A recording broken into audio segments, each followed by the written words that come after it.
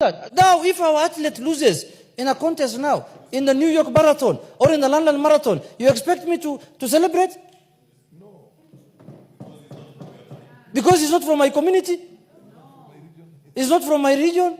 It's not from my religion? It's not from my village?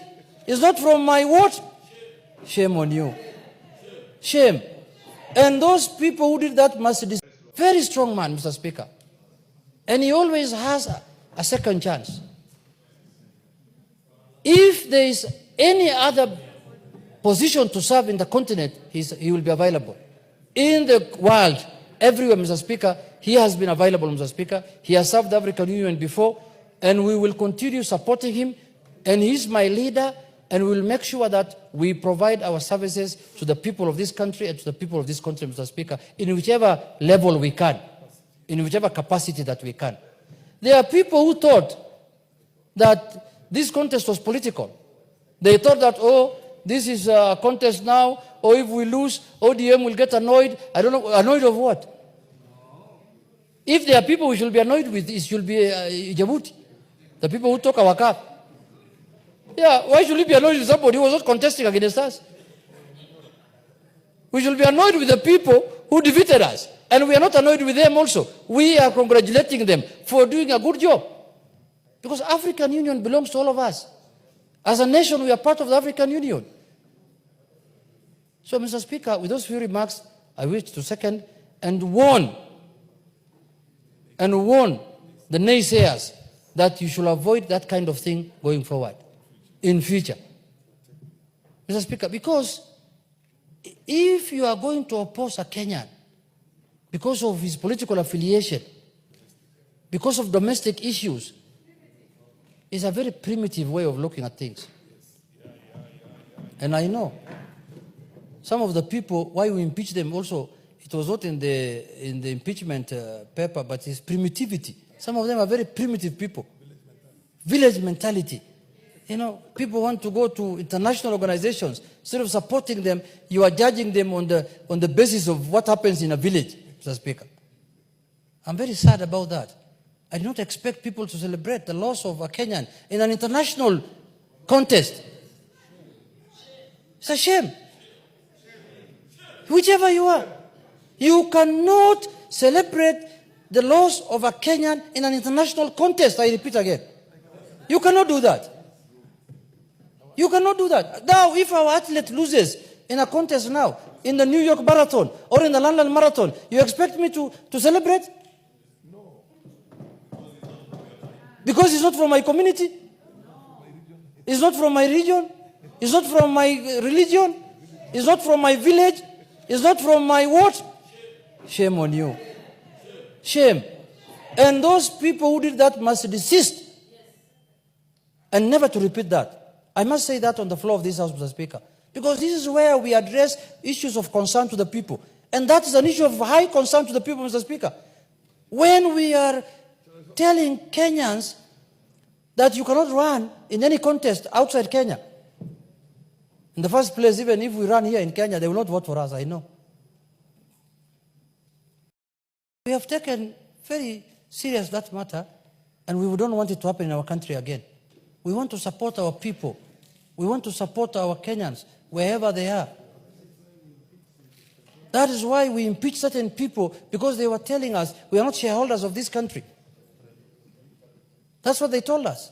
We have not forgotten. They told us that you are not shareholders in this country. I don't know when the shareholding certificate was issued in this country. At independence, everyone was there. You should call for annual general meetings so that we know which shares we have. So you get impeached on that kind of nonsense, and you continue celebrating again the loss of a Kenyan in an international contest. We will stand firm. We will hold our head high. We have not lost anything. We have, in the contrary, we have gained because we have registered the name of Kenya in the international arena, Mr. Speaker. With those few remarks, Mr. Speaker, I thank you. And I urge all members to support and to register their thanks, especially to the President and to the former Prime Minister who put his line or his head on the line, Mr. Speaker, for Kenyans. Thank you very much. Thank you. In a contest, someone must win. And a country that is who is our neighbor in the same region, the Eastern African region, won the election. So we have every reason to celebrate also because, and to congratulate them, Mr. Speaker, because in a contest we expected to have a winner and a loser. But we expected ourselves to win. But we did not win. So we cannot be sore losers. We say, there are many things that happened. I was in Addis Ababa, Mr. Speaker. I don't want to talk about them now, but that is part of the election. You don't have to complain. You don't have to begrudge anyone. That is normal. All of us defeated someone by being in this house, Mr. Speaker. All of us defeated someone by being in this house, Mr. Speaker. We had opponents, Mr. Speaker, in the election. Even you, to be elected as a speaker, you had opponents. We had a candidate, Azimio, and Kenya Kwanza proposed you, and you got the highest votes. And now today you are presiding over here as our speaker. You are a speaker for all of us. We are not saying, oh, we have lost, now another speaker must sit next to you, the one who lost to you. We cannot work like that. So, Mr. Speaker, in a contest, it goes that way. But I want Kenyans to get experience out of this contest, because this is not going to be the last time a Kenyan is going to contest for an international job. And I want to encourage the government of the Republic of Kenya to propose and support Kenyans who are qualified to go for international positions, Mr. Speaker. The UN Secretary General job is coming up in the next year, Mr. Speaker. If there's a Kenyan who feels he's qualified to become the Secretary General of the UN, he should go for it. And Kenyans will support. It doesn't matter whether you win or lose. It doesn't matter. Go for it. So, Mr. Speaker, many countries in this region have done very well, much better than our country, in terms of positioning their people in this multilateral organization, Mr. Speaker. We have not done very well as a country in that sphere, Mr. Speaker. We have to improve our socks and make sure that a lot of Kenyans, even the ones who are celebrating, instead of holding people in villages, in somewhere there in Nyeri, release them, let them go for these international positions if they are qualified. Don't hold people there buying them uji every day, and they are qualified, they have papers, they have masters, they have degrees, everything. Take them out, Mr. Speaker. Wamunyoro is not a church. Unless it's another Shakahola place, where people now go there and they want to die there inside there.